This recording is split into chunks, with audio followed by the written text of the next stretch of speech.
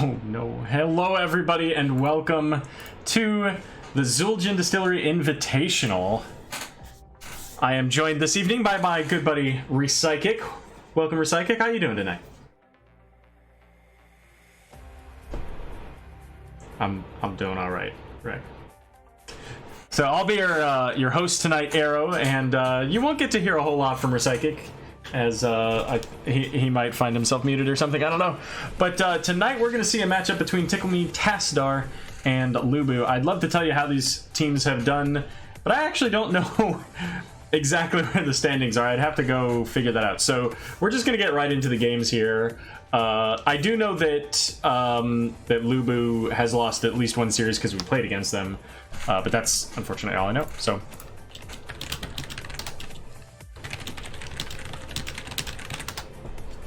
exactly. I'll see if actually maybe. Well, I can't do it while you're on the screen. I think I know where, like, DeWitt, I believe, has a tournament page that has like all that information, and that way, you know, you can really see what's going on, what the recent results and all that stuff. So, you know, but yeah, we'll check into that and see how that goes.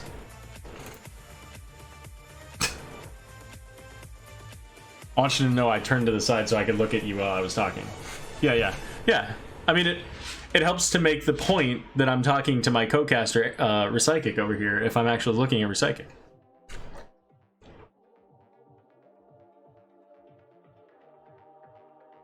Yeah, like Rick's right there. Yeah. That's why the rooms are so similar in color. We can't hear Rec. Oh, that's unfortunate. I thought I fixed that one. Hold on. Let's go to draft. That means they missed out on a lot of really quality commentary. Yeah.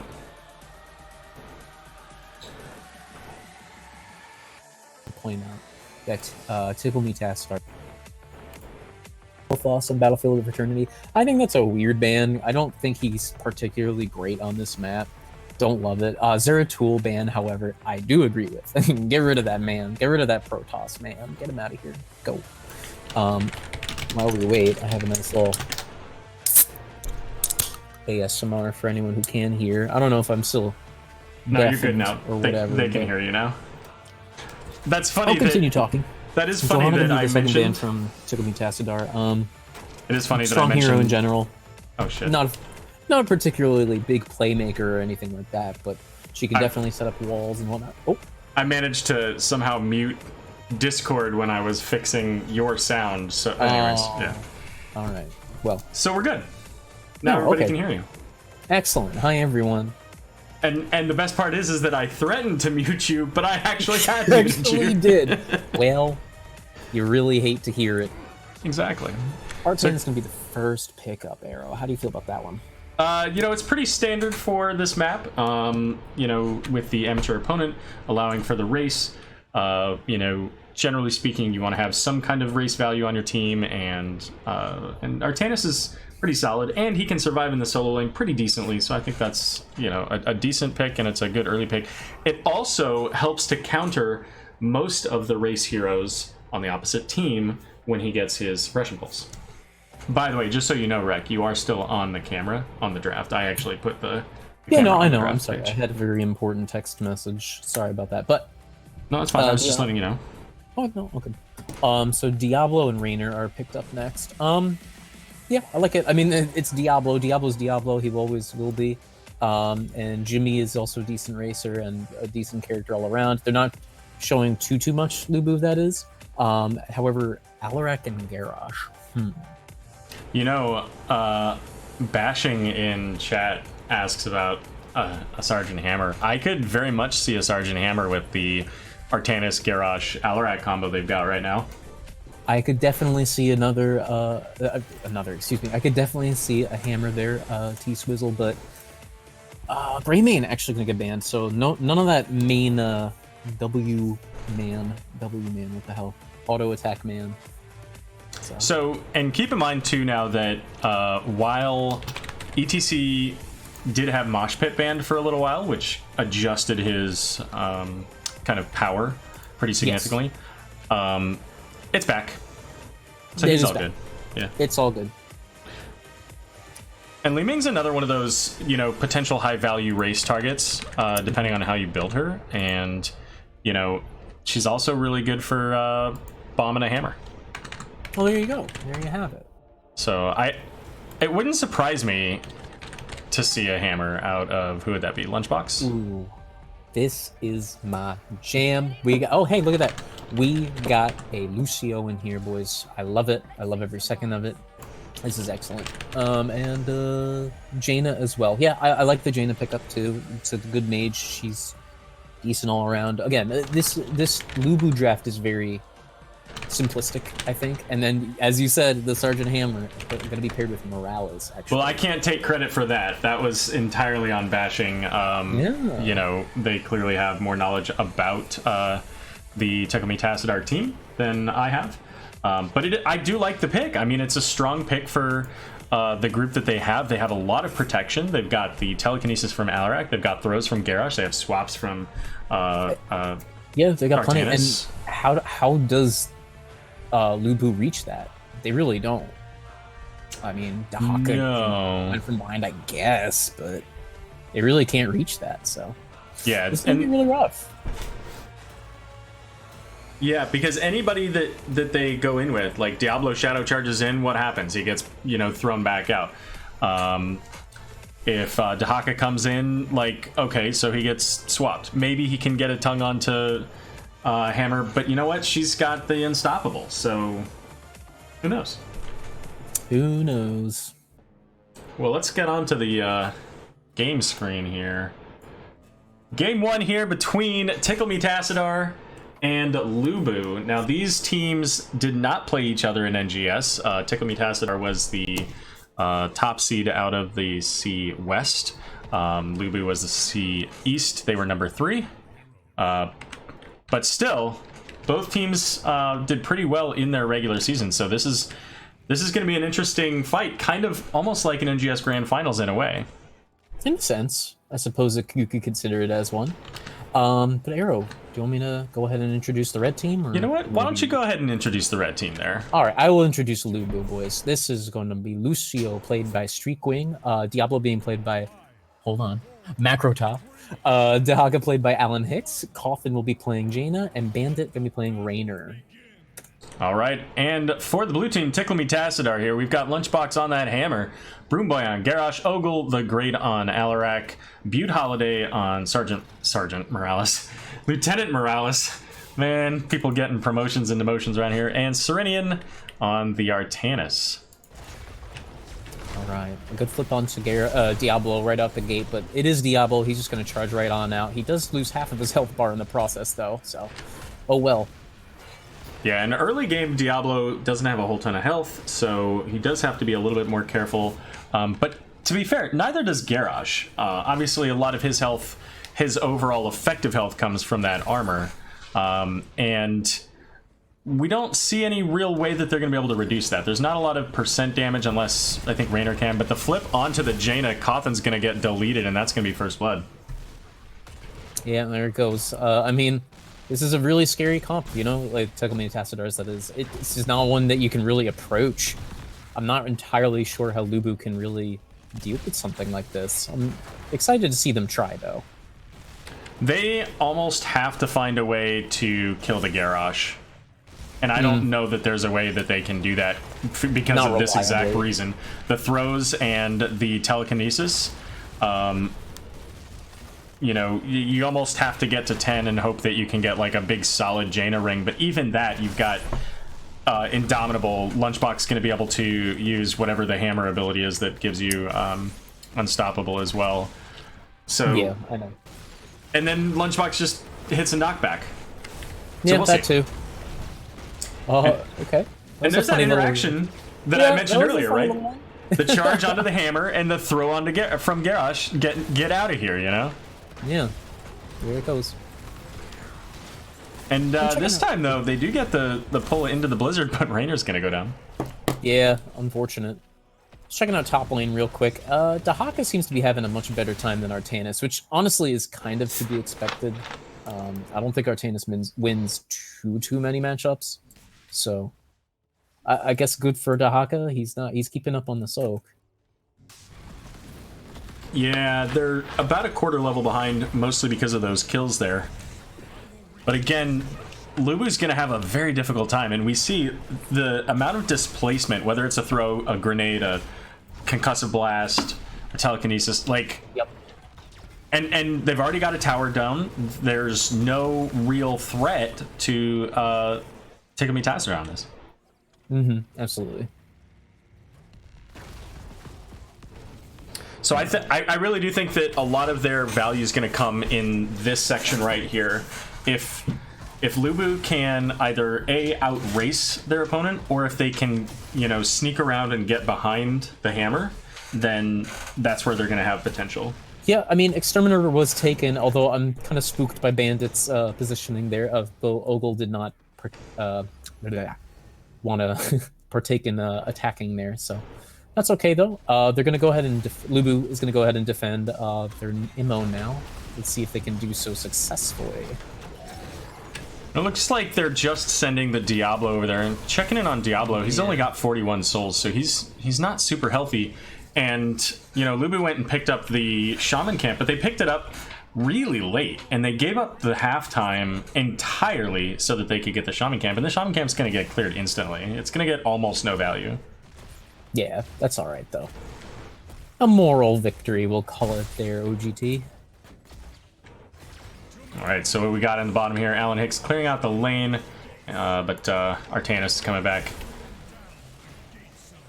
So 7 coming up here soon for Tickle Tassadar, and I think that's when... Oh, never mind. Siege Tactics is level 4, so yeah, Hammer already has the Unstoppable. Yep. Now, it'll be interesting to see... So Garrosh can take into the fray, and they have Hammer, who has the ability to take, you know, hover mode or whatever it's called, or graduated range. I'll be interested to see if they combo any of that. Well, I'll tell you what they do combo. An Alarak into the ground. That's who they combo. Diablo finding a great pick there and a great wall bang to go along with it. And Lucio was there as well to follow up. So, good on LuBu to find something. They really needed it. Yeah, that was a fantastic awareness of the perhaps poor positioning on the side of Alarak. A little bit far ahead. Didn't have the Garrosh to protect him. And it is going to be the hover mode there. Gotcha. Yeah, no, that makes sense. I think that's typically what people take, so... It is, yeah, and I'm just interested to see, you know, if they make use of that into the fray for the hammer at all. Whether positioning more aggressively or more defensively. So, we'll see. We will. Checking down bot lane again. I'm seeing Dahaka once again, sitting pretty comfortably. I think he's got a little bit... Oh no, he doesn't have more soak than Artanis. I'm a liar. But, generally keeping up for the most part otherwise. So the second Immortal is about to spawn pretty early in the game already. Oftentimes you'll see teams are about level 9 here, maybe even almost 10. Almost 10, yeah. But that first one went down so quickly that it's already back. Oh, this is a huge problem. This might be trouble for Lucio. Yep, there he goes. Oh, dear. Yeah, like... The one thing that LuBu has to be very careful about here is they can never find themselves in an uneven situation. If they do, they will lose every single time. Whether or not they have hammer or not, the amount of displacement coming out from Tickle Tassadar is just so significant.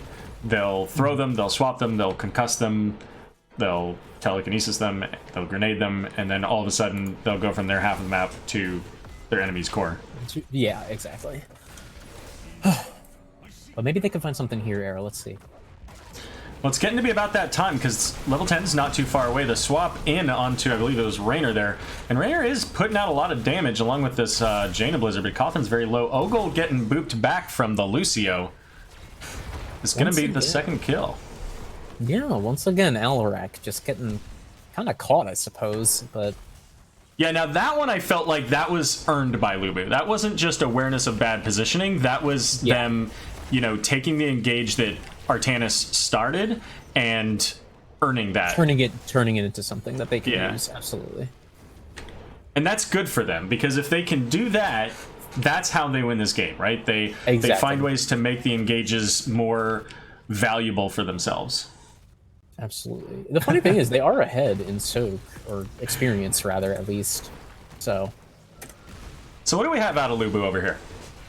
I see sound barrier, the usual sound barrier, I should say. APOC, isolation, Ring of Frost, and Hyperion. Nothing out of the ordinary. I like all of it. So the one thing I was going to mention that did seem a little bit maybe less ordinary, as we see a stim drone going out onto Hammer here, was the BFG from Hammer.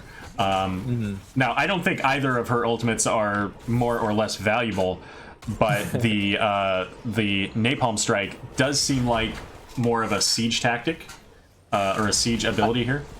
Definitely T-squared. I don't think either one is particularly makes or breaks the game. I think both kind of do whatever for the most part. Well, there's that Ring of Frost. Ring and APOC, but nothing really doing there as, you know, Hammer using the siege tactics to simply say, to that. Yeah, and the APOC was a bit late. The Ring came out and hit both Hammer and Alarak, but they weren't able to get that APOC onto Alarak. He just, you know, pulled himself out of it and called it a day. Yep. All right. So the rest of those heroics, you know, I mentioned earlier the suppression pulse. That's huge to counter the Rainer. Warlord's Challenge, of course, and Counter-Strike for the Alarak. So, and these combos actually are going really well. That telekinesis into the Warbringer was pretty close to perfect. The BFG causing Makrata to have to pull back here, and Lunchbox is just getting non-stop siege here. It wouldn't surprise me to see a stim drone coming out and see them keep, you know, trying to push on this keep. But instead, now that stim drone's back, they decide to pull back. Yeah, and actually, Dahaka came and rotated down. You're going to try and find some kills here. Looks like they managed to get themselves a nice Sergeant Hammer. Garrosh might be next here. His armor is keeping him up alive, but I think he's got 4 or 5 people surrounding him. There he goes. And that is perfect timing for LuBu here. Getting the kills onto really probably the 2 most important people on the side of Tickle and Tassadar. Definitely. Now this timing on this camp is much better. They're going to have this able to pressure while they can get onto the Immortal, and they're going to be level 13s here pretty soon. Yeah, Jimmy's going to go ahead and start pounding this with his Exterminator at level 1, so let's see how that goes. Diablo going to cause a little bit of disruption in the back line. Not really looking for anything in particular. Sermonian goes for a nice swap, but doesn't quite land anything, so. We've almost got halftime here for LuBu. And there it is. So for the first time this game, LuBu is sitting pretty decently on this Immortal, as they're going to head down, clean up the catapult in that lane, and I expect to see them making their way back onto this Immortal pretty quickly. Yeah, I mean, the race coming out from Tickle Me Tassadar is a lot scarier, in my opinion.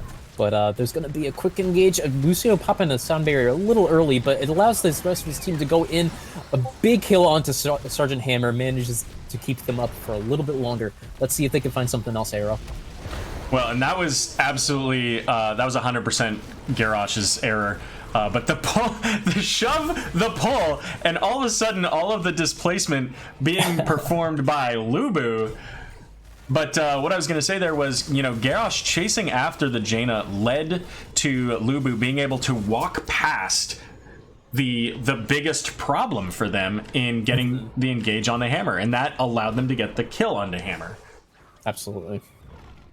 And once you eliminate the Garrosh as a threat, whether you kill him or whether he walks off chasing after somebody else, this is completely different, and Lunchbox has a huge engage potential then. Once he's gone, he's gone. Regardless of what he's doing. If he's not there, he's not there. He's not helping. So this is a pretty heavily shielded Immortal. They don't have Artanis. He's up in the top lane, and he's a lot of their Immortal burn. But he's going to get that top fort for free.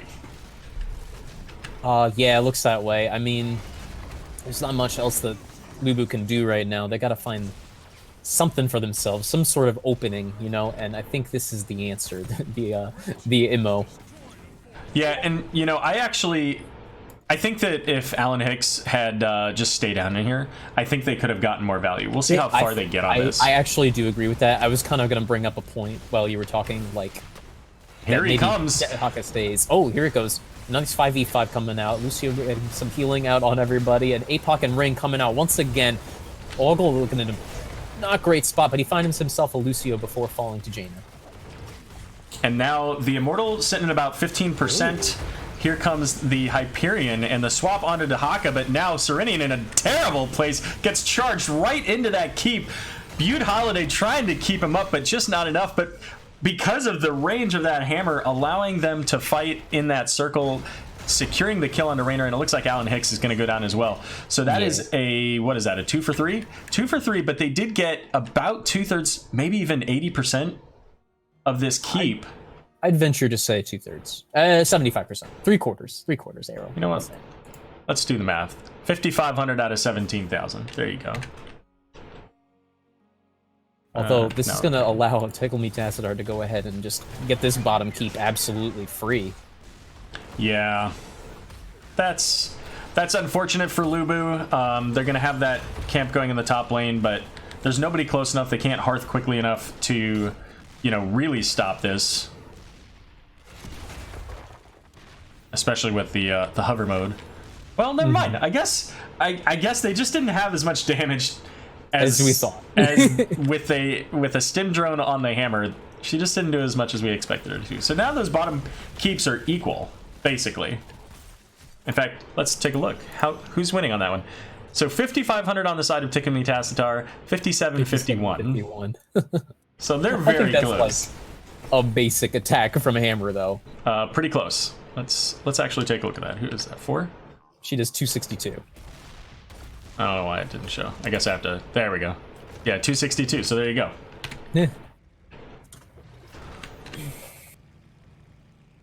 Both teams picking up their Shaman camp, but also LuBu was able to get that siege camp in the bot lane here. But once again, with the late Shaman camp, it's going to give Tickle Me Tassadar the ability to get all the way to halftime here. And now this is a little bit more dangerous position for LuBu to be in, trying to engage as opposed to where they were earlier. But Serenian getting hit by the Immortal, pulling the Diablo in, gets a big APOC. Ring of Frost coming out as well.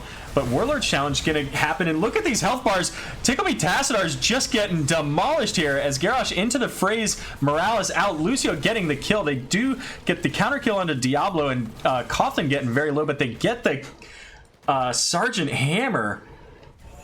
And only Ogle the Great making it out. Who cares about danger if you can walk in, push your R buttons, and delete people? It was the danger play. Listen, it wasn't the cleanest. Diablo did go down very quickly and actually flipped the already tongued Serenian during that. So Dahaka didn't get quite as much tongue value as we would have liked. I mean, but can you ever? Listen. So Jaina's coming down, is gonna go ahead and clear out the Shaman camp here, and that's great. They were able to get the Shaman camp started up in the top. The top fort is down.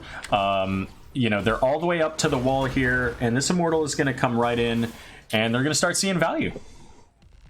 Absolutely. Let's go ahead and see how this rolls out for LuBu. Can Tickle Me Tassadar make the defense that we want to see? Now, Jaina's going to be here about the same time as the Immortals, so they do have their full squad. Hyperion's not up just yet, but it'll be up in the middle of this fight. So they need to be a little bit cautious about their positioning, just to make sure they don't get, like, thrown over the wall. And that's a bad way to start it, but there's the APOC.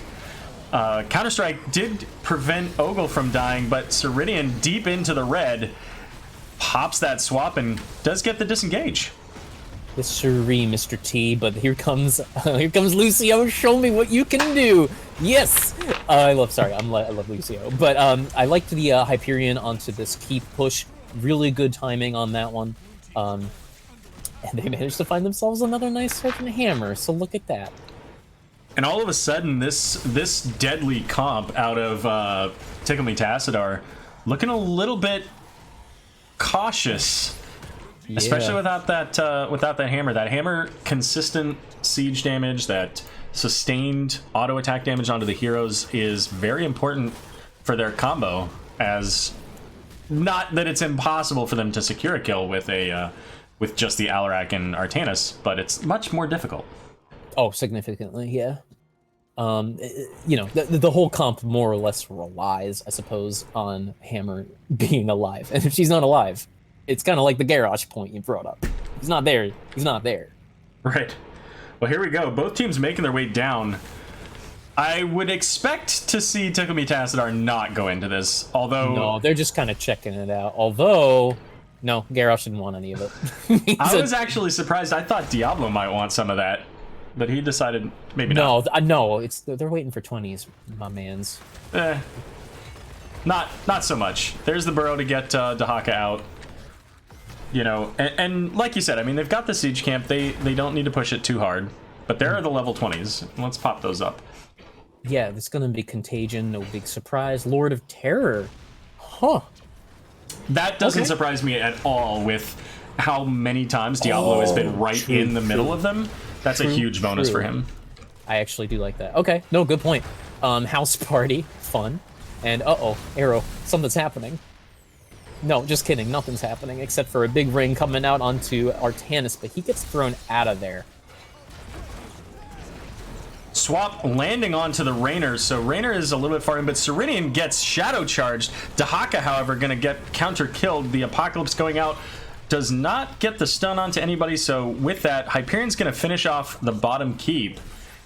And they've got pressure in the top lane, so the longer they keep this team busy, and it looks like they know that. They're re-engaging because this is the time for them to get this. The route onto Ogle from Jaina with that Cone of Cold. Ooh. But here comes the 20s from TMT, though, Aero. So this could actually wind up being bad for LuBu. So we do have the upgraded Suppression Pulse, giving him an extra charge. There's the Indomitable throwing the the Diablo in. And at this point, I feel like LuBu should have pulled out. Like, once their camp was done, they should have pulled out and they should have gone to their Immortal and started racing. Because Tickle Me Tassadar at this point, without the Artanis, has a much slower race. And they would have had to have cleaned up. We're seeing the retreat calls there, but the pull and silence onto Diablo, this could be the end of Diablo. He didn't even get a chance to use that Lord of Terror. No. But he is coming back right now, but albeit with less health. So what else do we have here? So we did get the upgraded Warlord's Challenge, so that's going to give them a reset if they kill a hero within a short period of time after that. Also the Deadly Momentum, Deadly Charge for Alarak, so double heroics. Yeah. I also didn't mention Cold Snap from Jaina. Yeah, I mean, it has a place, and if you're landing those rings like they have been on these heroes, then I don't hate it, because it gives you that cooldown reduction and it makes it really helpful, and you're always going to hit one onto at least the hammer. Speaking of hammer, she gets the stim drone and finds herself a Dahaka to go along with it. There's getting a little split. The charge onto Garrosh into the wall here. There's the deadly charge. Ogle trying to get the kill, gets the telekinesis onto Diablo, and now Diablo gone once again. This time for a much longer time here. Almost getting the kill onto Raynor. Now, they do have pretty good siege, like counter siege here. Oh, this is not good for Ogle. But his team, realizing he's in a danger place, a danger rotation, is able to show up, and they get the kill onto Raynor because of it. That was questionably dangerous, but they made it work. Yeah, I mean, I don't think either side played that well at all, in my opinion. Yeah. So, oof.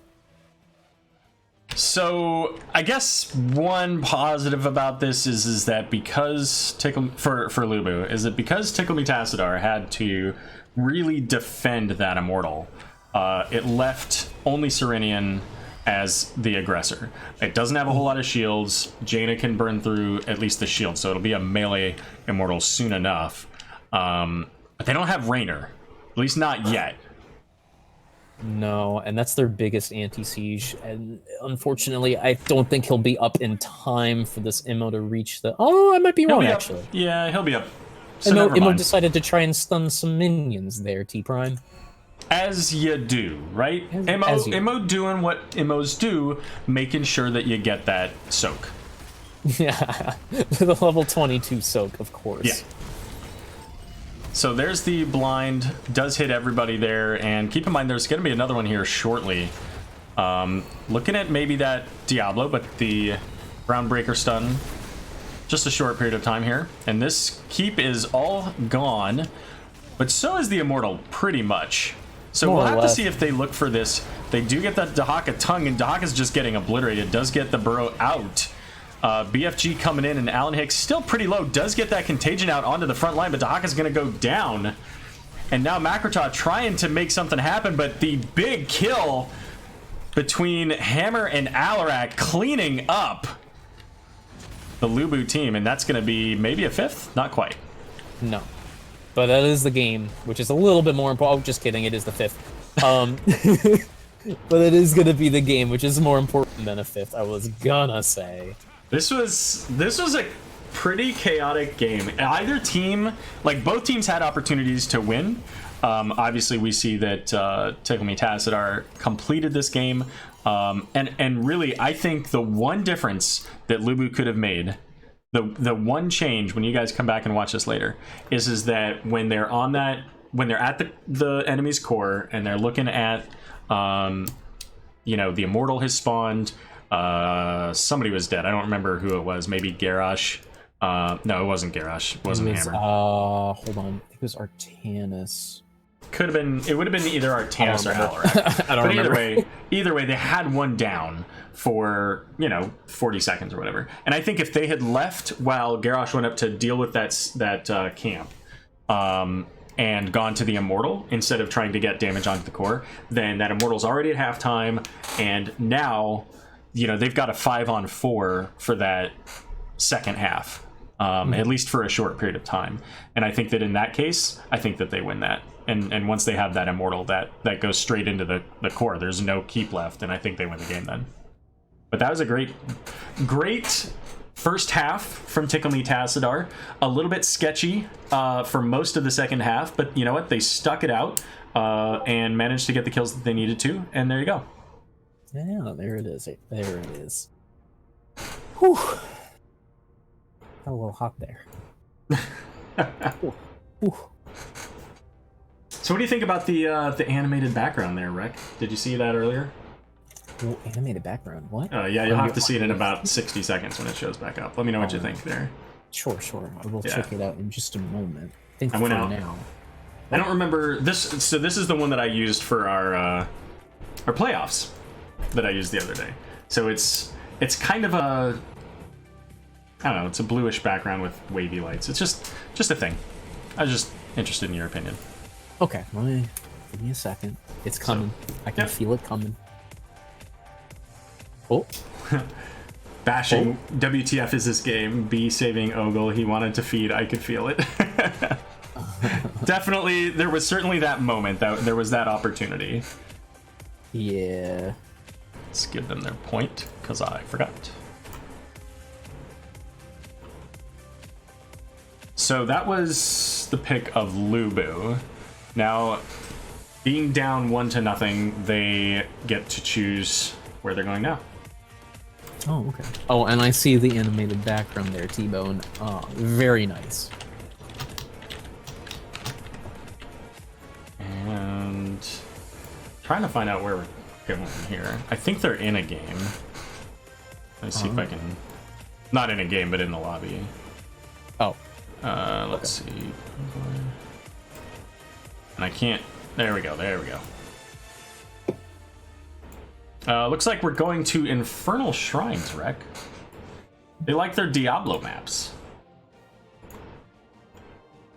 Oh, yeah, they do. You know, Aero, I like Diablo as well. I just like that game. It's fun. Sure. I don't know. That's really all I have to say.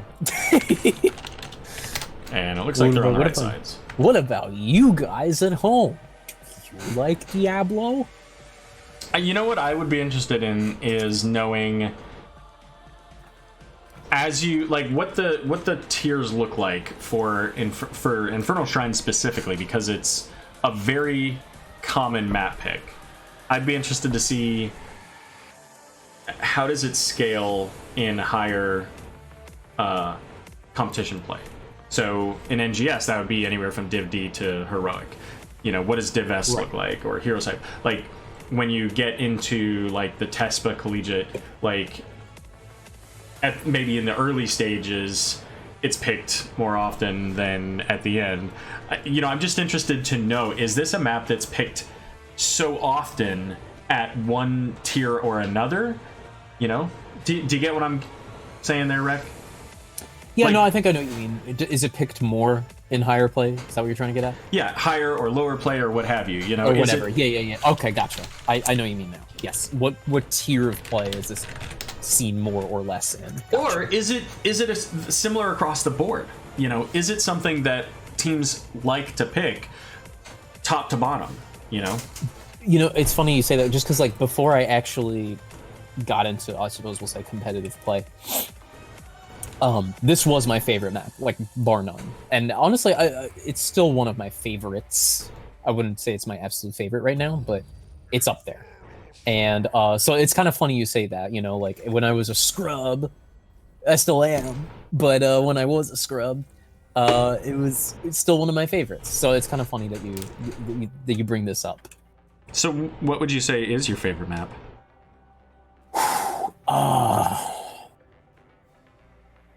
Give me a minute.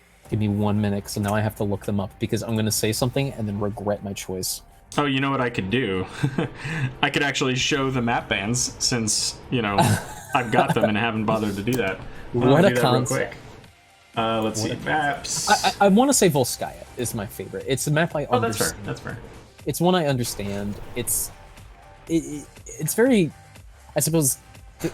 No, I lied. Battlefield of Eternity. What am I talking about? The place we were just on. That map I understand the most about. I've actually shot called on a class I don't play in a Storm League game eons ago. Oh, not Storm League, it was Hero League at that time. But, like, it's something that I never would have expected myself to do. So, like, after that particular game, I realized, wow, I love this map.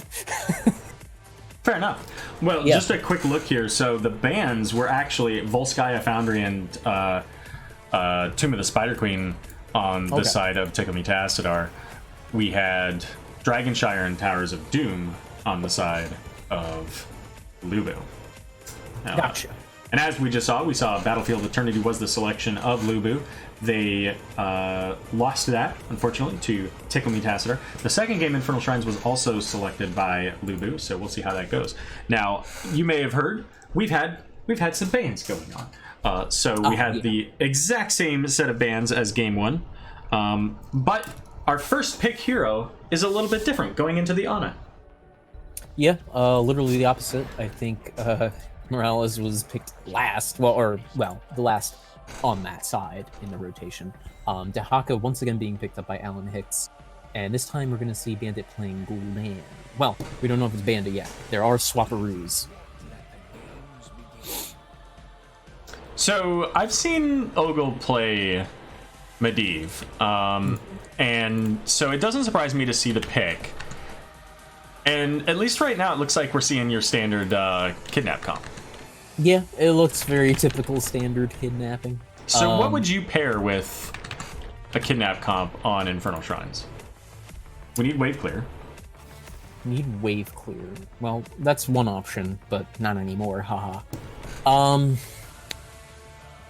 Wave clear. You know, I would actually think, call me crazy, like Varian or something, like a Twin Blades Varian for the solo. So when I say wave clear, you think Twin Blades? No, I'm sorry. That's just another thought in my brain. I'm sorry. Thinking wave clear specifically though. I mean, they could even look at like a Sonya. They could look at Sonya. You're right. Because Sonya can work for the wave clear, can also do the solo lane. They could look at Imperius. Doesn't have great wave clear, but does have pretty decent damage. And with that cleave at level 1, you know, could get some pretty decent. Is it 1? 7. Whenever he gets it. But it's gonna be Thrall Falstad, 2 heroes that I Thrallstad didn't have on my radar. Sorry. Stukov, cool. I would have opted for Malfurion personally. I think Malfurion actually has a surprising niche, I guess, against Medivh. I wouldn't call it a niche. Malfurion's still good. I was wondering if there would be a Kerrigan. Yeah, I was thinking that too. Although I was honestly thinking about it on the side of Tikumi Tassadar, but yeah. You know what? I actually. So the Stukov Medivh, like, okay, sure. Like you were thinking of the roots. Yeah, put a root on top of the portal exit. Yeah, and in this case, you could still kind of work that out with the silence, and if you take the level 13, they root, come in and that, but yeah. Yeah, I don't know. It's a thought. So I'm not sure which draft I think I like better. I think the side of LuBu has maybe the better wave clear. Because, you know, Thrall and Falstad have to be in a direct line, whereas, you know, Gul'dan just throws fire everywhere. Farron, remember that last game at BlizzCon where we thought they were going kidnap comp, but it was really displacement comp with Kerrigan? Well, they didn't get the Kerrigan this time. Wait, was I there for that? I don't remember. I might have been there for that. That sounds really familiar. I kind of remember that. Unless I'm making that up in my head. No, I think you were there. I think I was there. We were like, oh no, it's a kidnapper comp. No, it wasn't. All right, well, let's get our teams introduced. Why don't you get started with yours? Yeah, sure. Okay, Streakwing is going to be playing Stukov. Macroda will be playing Muradin. Alan Hicks on Dahaka once again. Coffin playing Kerrigan. Ooh. And Bandit will be playing Gul'dan. That is LuBu. Now we're going to see Serenian in the 4-man here because he opted for that Trash Lightning build. But let's go ahead and introduce their team. So Broomboy on the Stitches. Serenian on Thrall, who's about to go back to the graveyard. Ogle the Great on Medivh. Butte Holiday on Ana. And Lunchbox on Falstaddy.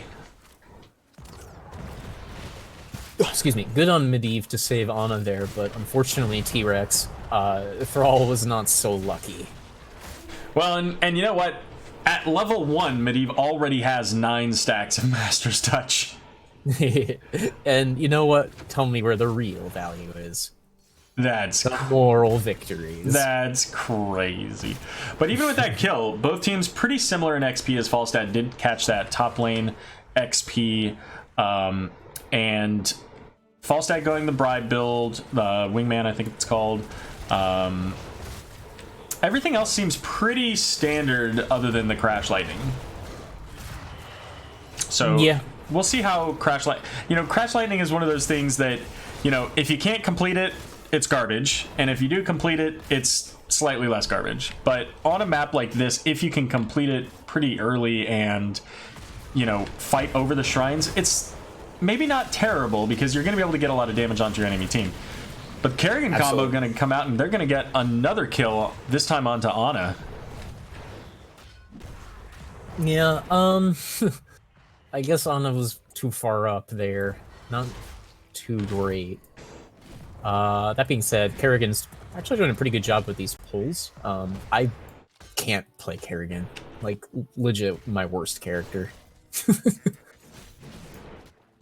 Well, fair enough, Rick. That's okay. We won't make you a player. They did ask for a potato sub. Who wants? If we're gonna get a sub, I want a meatball sub. Okay, that's all I'm saying. Listen, there, Killer T. I don't think you can make these jokes anymore. I mean, if they're gonna make them, I'm gonna make them. All right, fine. What do we have at level 4s here? Anything interesting? So, actually, Muradin's level 4 is interesting, going into the Sledgehammer. Ooh, Sledgehammer's funny. I think it's a funny talent, but I would only take that along with Perfect Storm, personally, just so you can get that, like, 2,000 damage Q onto a fort or something. But, yeah, Sledgehammer, I actually don't hate it. I really don't. I don't know. I mean, it'll help to finish his baseline quest, but I mean, that's it. Like, you're doing. It kills the little skeletons faster. Yeah, I don't know. If you're using Sledgehammer and a skeleton, then it's not hitting heroes, which I think is the important thing there. Listen, Aero, where I come, we call that value. Oh, fair enough. Now, Stitches did take, is it Meat Hook, or is that's later? Serrated Edge here, so he's got the % damage on that hook now. So, yeah, I mean, % damage is nice, I suppose, against a Muradin and a Daha. Well, good against anyone, really. But, LuBu backing off a little bit. They're getting kind of low. Trying to poke out the, the shrine. And actually, it looks like TMT isn't really opting to do it just yet. They might be trying to look for picks before they start. Nice grenade onto most of the team there. Also kind of have to run away for a quick second. And I'm thinking the same thing for Muradin. Oh, nope. Muradin dies to a Medivh. yeah, that Medivh portal being very aggressive, chasing down the Muradin, and, you know, I don't know that he had Stormbolt available, but that would be one of those circumstances where if you used it on a minion, if only. Oh, but if they can get this kill onto the Medivh, that's huge, and that is Master's Touch. Reset, and I don't know how far he was, but he had to be close. 36 Aero. There you go. 6. So 30 to just about 30 now, and Gul'dan has all the wave clear in the world on this, plus they have Kerrigan, so they will be able to get this finished up, I think, here. And they do. Now, Thrall is all but out of mana as well. Anna as well, so Thrall did have to tap to make sure he's got some mana for this. Level 7's picked up for both teams here, as the Punisher getting pulled over the side and throwing those mortars out. And it looks like Dahaka's recognizing that Falstad came over here. Yeah, Dahaka sniffed out the flight. He noticed it. He saw a big bird flying, or a big griffin flying over him, and they're gonna go ahead and find that griffin. Look at that. So they don't get much value out of the Punisher. They just get the wall, but they do secure the kill onto that Falstad, and that's going to give them some camp pressure now. Exactly. It allows them to go ahead and push those out. In fact, I think they're going to even... Dahaka here is going to even opt to push in the bottom lane, because why not? Exactly. So Stitch is up soaking in the top lane here. Tickle and Tassadar currently about a third of a level behind. Nothing too crazy, but it will give LuBu a little bit of an advantage if they're able to get level 10s, you know, just around the time that the next Punisher spawns. That'll be in the mid lane, by the way, and it's going to be an Arcane Punisher. Now, what I'm not sure of, and let's keep an eye on this. I don't know if the type of Punishers have to rotate, because the spawn points don't. It can go. I don't think so. I didn't think so either, because the spawn point, you know, going from top can be either mid or bot, and then the next one could be either bottom or top. Ooh. But this Kerrigan combo with the silence. No, I want to highlight the hammer. I can't remember the name. Stormbolt from Muradin. Actually, I think that's what really did it. Although low blow coming from Stukov also helped significantly. So everyone did it. Everyone did it. Everyone did a good job. Great coordination, and we do see the level 10s coming up here for LuBu. Yeah, Lunchbox in serious danger as he gets pushed back into a wall by Stukov, but kind of running circles around these guys. Yeah, not giving them an easy time trying to kill them. So that was a little silly to watch there, T-Pain. So we do have level 10s here for LuBu. What do we got, Rick? Level 10s. Massive Shove, as you guys saw. Avatar, which I prefer personally. Isolation, Maelstrom and Horrify. Nothing too particularly crazy, I don't think. No, and we're sitting at 12 stacks here on Crash Lightning so far. Stitches did get the first tier of that movement speed bonus, so that's a 5% movement speed from his level 1. Is it Hungry for More?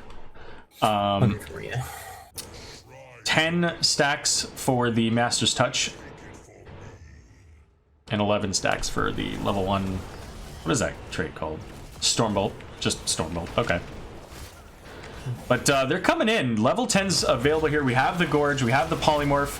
And they're coming out. Maelstrom was used, but Kerrigan gonna go down. Horrify also going out here as Avatar trying to stay on the point. But the Gorge getting that Murden off. And that's gonna give now Tickle Tassadar the Shaman Camp. Now, the Shaman Camp's not going to get a ton of value where it is because there's still that fort up.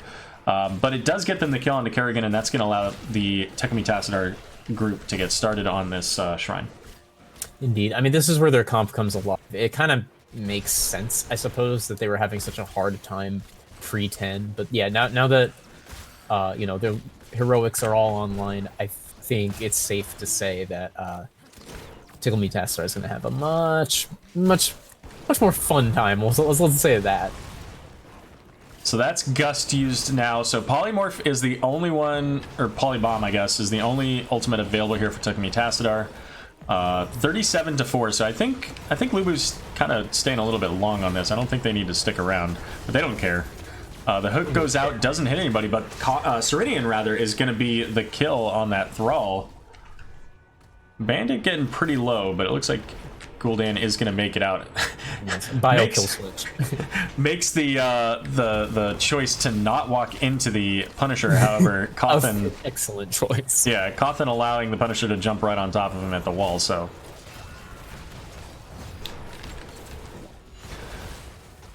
all right. Dahaka getting jumped there, uses the burrow. Silence going out, and it's gonna be Kerrigan just gone. I don't even know what happened there. Well, she was a little bit confident in the positioning there, but the hook onto the Gul'dan and the 200 IQ Dahaka tongue with the Falstad Gust protecting all of LuBu. Wow, that was actually really well played by both teams, I gotta say. It was a nice hook. It was good counterplay, yeah. Yeah, but it was also a really good tongue. Holy cow. Or drag, whatever you want to call it. Don't be a drag, just be a queen. Nah. I like Lady Gaga, I'm sorry. Alright. What do we got? 5 versus 5. Here we go. Diving in. Everybody going on to the point here. This time, the Horrify does go out, and it looks like maybe... Yeah, LuBu does get the point, but at the cost of a Kerrigan here, and they're deep in. Looking to disengage. Alan Hicks might not be able to make it out. He doesn't have the burrow movement. Stukov going to be the follow-up kill as well as Ceridian chasing down the Streakwing. Raven familiar, by the way. I don't know which one that is. Is that? Oh, that is the that's the medieval level 4.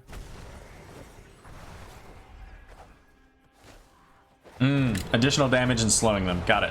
When you take a portal. When you take a portal. So if everybody, and you can keep doing it, Aero. You can just keep doing it over and over, and you keep getting those ravens out and pooping on them.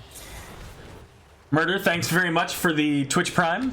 Oh, woo! Murder! Hello. I'm so glad that you could join me and T-Pain tonight. Thank you. We have a lot of familiar faces in chat tonight. I saw I have Red to and reopen Ektar. it. Wait, Red's here? Cotillion. Pandemonia. What's Red doing here? Oof. Red is watching the stream. We're actually on the big screen tonight. Oh, yikes. Yep. I hope you put your makeup on.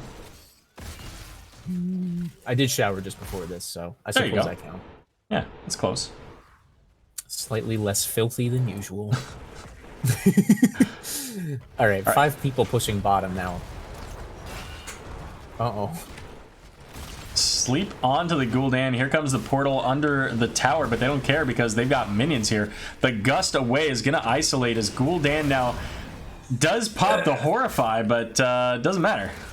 Yeah, I think it might have either been too slow or maybe he just got CC'd or something. I don't know. I couldn't really, but couldn't pull it off fast enough. Yeah. Or perhaps the damage was just too much. He just doesn't have that much health, and when you have all five of the enemy team, even though they're, you know, almost immediately horrified, there is a short cast time on that.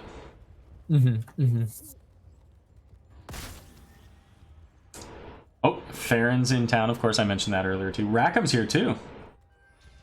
Oh, and it's my good friend Max.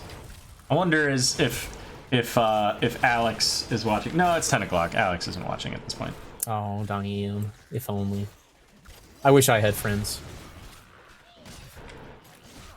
And Liz, oh, it's the whole. It's like everybody I know. It's like everyone came to see T-Lumper. And you, Rick, and you. Well. So there's the disengage Falstad Gust, the tongue out onto Lunchbox, but is safe there. Alan Hicks still a little bit far into the Tickle Me Tassadar backline, is going to pull back, but there goes the Nano Boost onto Ogle. Medivh popping off with those rifts, and now gonna get pulled back into the team. So they do get that kill onto the Dahaka here. Horrify coming out, and that should be a kill on Serenian if they can just finish it. They do, so 1 for 1 so far. The hook just barely missing the Kerrigan. Yeah, I think if that hook had landed, it would have been a much different story. That would have been a dead Kerrigan as well. But 4v4 now, I'm not sure if... I don't think that LuBu can really finish this off in time, because, you know, it's 35-19, and there it goes. There goes that boy. So I was gonna say, I don't hate this fight. If they can get a kill, they're in a much better place to get the Punisher, but the active reload coming out from Ana keeping Stitches alive just long enough for them to get the kill on the Kerrigan. And now it's a bigger problem. Significantly. I know I heard the hook. It didn't actually go, though. That's kind of funny. Did Punisher just... It did. It just landed on him and ignored him. That's kind of funny. I've never seen that before. Huh. Well, there's the tongue on to Broom Boy, but of course there's a wall still, so nothing there. But thanks for the portal right in under the tower here. The hook onto Stukov, and Stukov getting into the portal, gonna find himself all by himself. Yeah. And that's gonna be another kill. Oh, not all alone. I shouldn't say that. He had some enemies there. Fair enough. Oh, and the hook onto Golden. These hooks are just landing like they're magnetic. Yeah, no kidding. Maybe not all of them. That Kerrigan did dodge the one, but many of them, a very high percentage of these hooks are hitting their targets. Okay, another one. Right past the minions, no less. That was some precision targeting, and here comes the Medivh portal. They're going in. They're going to get Makrota again, and now they're going to start making their way onto the core. Both teams are 16. I'll put up the talent since, you know, why not? Yeah, they're QT pie. But this is looking pretty much like it's going to be game here. I think that's the end of it.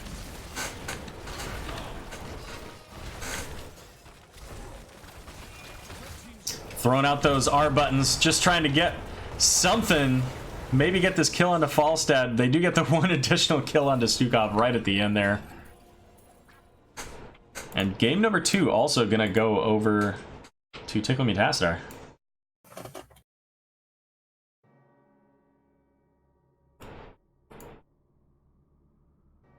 So what'd you think of that matchup, Rek? It kind of it went how I anticipated. Like I was saying during the match, like the Kidnapper comp doesn't come alive until level 10. So it's not surprising that they were having a hard time until level 10, and then it was just kind of smooth sailing. So went how I expected it to. Personally, I never really loved it on this map. You know, it's a little more difficult, I think, to land hooks, especially if you're fighting under objective. But it didn't matter. It won. Yeah, for the same reason as, you know, the Crash Lightning too, right? Because there are so many enemies in the area that it's very difficult to land, you know, what you're trying to get accomplished there. I didn't see how many stacks. Actually, I suppose I can flip over this. Oh, game's over on the thing, so never mind. Oh. I was going to say, I didn't get to see how many stacks of Crash Lightning Thrall had gotten to. So let's see if we can get Serenian.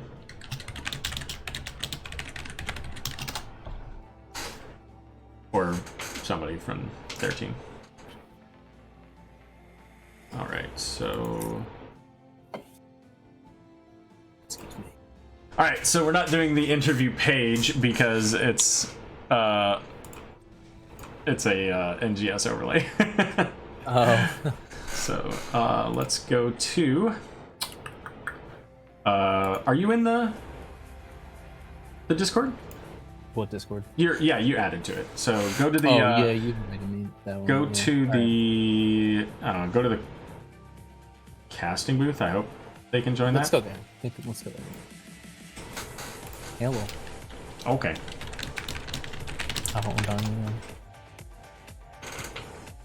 See if they can join. I don't know if it's set up that way. I have to turn off the camera. Rec, you're just an empty space now. Oh, hello and welcome. Thank you. I don't think we've ever talked.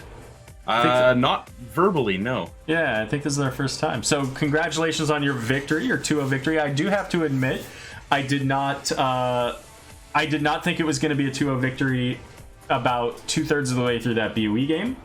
It looked a little bit scary for you guys, but you guys pulled it off. Like I told Rec in that game, the first half of that game and the last couple minutes of that game were exactly what you wanted, and the middle was kind of a train wreck. Yeah, it could have gone better for us. We are playing comps that we don't normally play. The second game aside, that we just haven't had the chance to play since like literally the start of the last NGS season. So we were very happy to get a chance to do that. But Hammer thing was entirely new, so we're trying new stuff in this, seeing how it works, and had a bit of growing pains, but we kept our cool, and a couple fights went our way, and that was enough to turn it around at that stage of the game. Sure, yeah, and you guys played it really well for most of the game. There were just a couple of positioning issues or what have you that if you don't remember them, you'll remember them when you watch it later. But other than those, like it went really clean, and you had a very strong front line that was very difficult for them. Like they had no way to engage into it if you guys played coordinated like you did most of the game. So good on you guys for doing that. So what? Sorry, just talking about catching up to the BOE game. So, with this being a little bit of a different style tournament, a little bit more casual, I guess you could say. Was there anything different that you did to prepare for this team? Because you didn't play against this team in the regular season, right? You were West versus East in NGS, That's correct? Yeah, that is correct. I don't know if we prepared differently per se, like as far as the opposing team goes. It's sort of similar to just the start of a new season in general, where you just don't really know.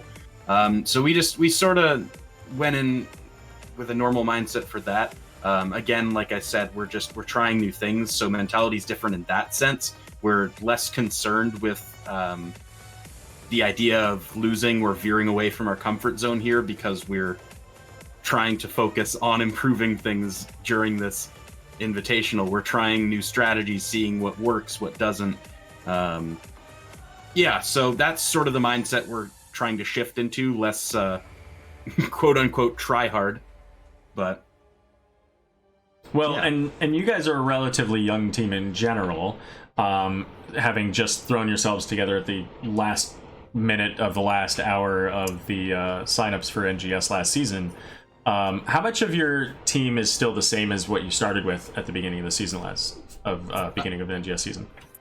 So, at the start of the NGS season, the only difference there was that our support player was a different one. Unfortunately, the one we had, his computer bricked, and he was totally unable to play anything when that happened. So we had to very quickly find a new one. And that's when Bashing came into the picture. He couldn't make it tonight. We had to get one sub. He had something come up. He was in chat. He was in chat. Yeah, he had some homework stuff he had to do, so he was just kind of watching. And sure. But yeah, going forward, we have one person transitioning out, but for the most part, the team is still the same. We still sort of have the same core. And because Bashing's been here for about a little over half a season now, we're accustomed to him. So he feels like just one of the core members as it is. So it's not a whole lot I think is changing going forward. A few minor shifts, but yeah, same general idea. Sure. And after what you guys, your success in NGS, how do you feel? Getting to the end of the season, having a successful season, coming into the Zul'jin Distillery Invitational, looking at the breadth of teams that are here.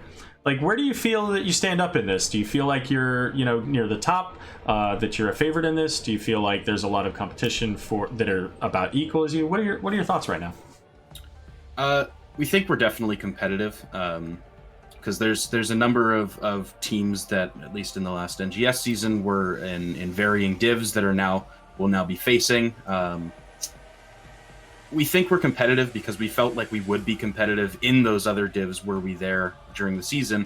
And this is like an ideal opportunity for us to basically test our mettle and see how we size up against them. So we're really looking forward to it in that sense. It gives us a chance that the regular season didn't.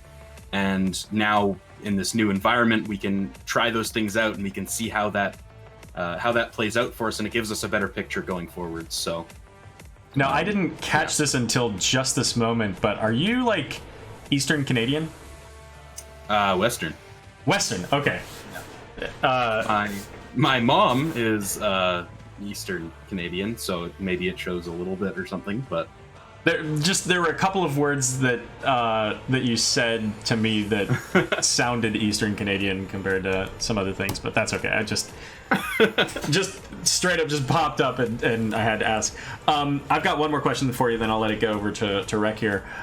So you're playing Thrall in the Infernal Shrines game, yeah? Mm-hmm. Yeah. So tell me about the Trash Lightning. The Trash Lightning. First of all, I love it just because I think it's hilarious. I recognize that this map is one of the ones it's generally a faux pas on, but at the end of the day, Echo would have been the alternative, and yeah, it's all right. I don't think it makes that big of a difference as far as it goes, and because we wanted to push up aggressively on these points, the ideal scenario is that they're trying to push into us when we're on the minions, and then I can just spam on them, so it's not as much of a concern in that sense. But in general, I just sort of try to pick my targets to ones that are the least likely, like you would anywhere, and it didn't cause too much of an issue. I think I ended the game at like 23, 24 stacks, which isn't too bad. It's not maxed, but that's fine. The game didn't go crazy long either. Well, and that's why I asked the question, not because, even though I'm kidding about the Trash Lightning comment, but less about like to say, oh, that was a terrible pick. Maybe it was not the most optimal pick or not, but getting the perspective of why did you take this talent that's a little bit different than what other people would normally take, helps to get a little bit of insight into your decision making of that team comp. So I thought that the team comps, I thought both comps were really solid, but I'm gonna switch it over to Rec. Actually, I'm gonna shout out Ogle, thanks for the Twitch Prime, and now I'm gonna send it over to Rec, and I imagine he'll probably talk a little bit about that kidnap comp too. Really putting me on the spot here. Okay. You've had like 5 minutes, dude. I'm not good with this part of the interview, okay? So, with the Kidnapper comp, it didn't start off quite as well as you would have imagined. I assume, it was rough in the beginning, as is expected. So how do you just kind of like let that, like, slough that off? They just kind of whatever when they got the first objective, and pretty much anything that happened pre-10 happened. You just kind of like whatever at it, or were you guys actually starting to get a little nervous? No, we're very accustomed to playing for 10s. That's a pretty consistent thing in a lot of our comps. We really like playing for those ults and not really worrying too much about the early game. I mean, obviously you get as much as you can, but with a comp like that where the entire gimmick revolves around level 10, you don't expect to win it there. You expect to survive it. The whole goal is to minimize damage done in a phase where you know you're not going to be as powerful. And we didn't end up losing too much. We got a decent defense. We knew we would be getting out wave cleared, so we just held on at that point, and we were just waiting to get our comp to take off, and it ended up working out in the late game, which is exactly what we were hoping for. So, Cool. That's about all I have. That's it? Nothing else? I'm not good with questions, Aero. I'm not good at this. All right. Well, so I'm gonna give you my patented last question. What was your favorite moment out of the game, out of the match tonight? Ooh, I think a pretty funny one was the first time we got the kidnap off, and just I think the rest of the team got dusted away, and it was just a poor Gul'dan in the middle of 5 people, and I think he died in under a second, and we were all laughing at that. It was very fast, but it's always satisfying with that comp to get that. He died in the amount of time it took for him to cast Horrify, and you guys killed him, and then you got Horrified. Yeah. So yeah, we talked about that for a brief moment there too. So, well, listen, fantastic job tonight. Congratulations on the victory. Have you guys played any other series yet, or is this your first one so far? This is our first, because we were focusing on the grand finals from the NGS season, and we didn't want to muck that up, so we just waited. Right. Okay. Well, we'll set aside some time to chat, because obviously we've got to get our match scheduled as well. But before that, let's go ahead and give you the opportunity for any shoutouts. All right.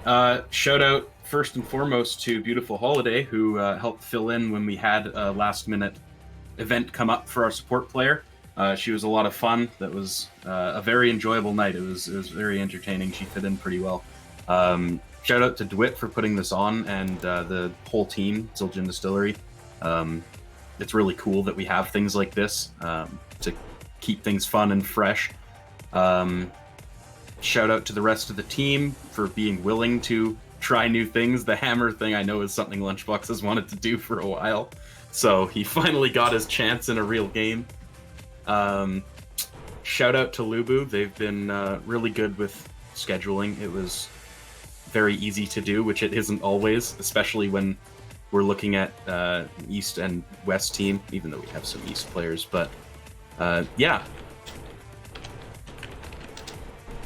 Good deal.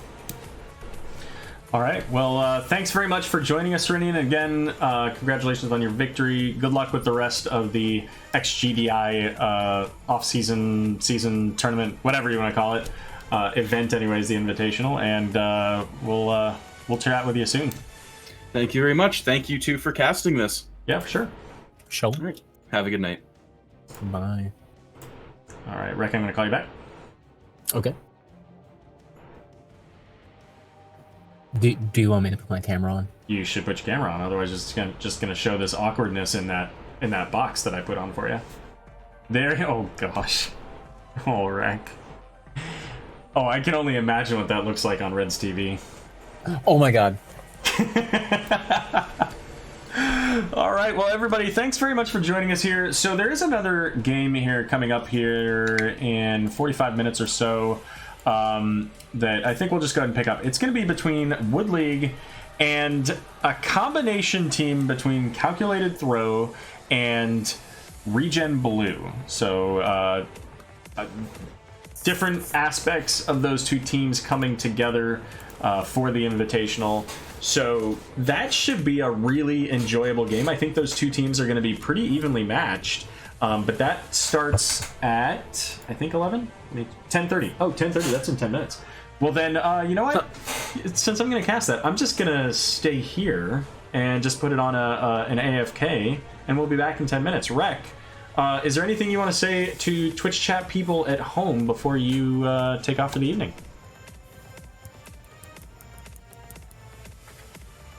That's the sound of ...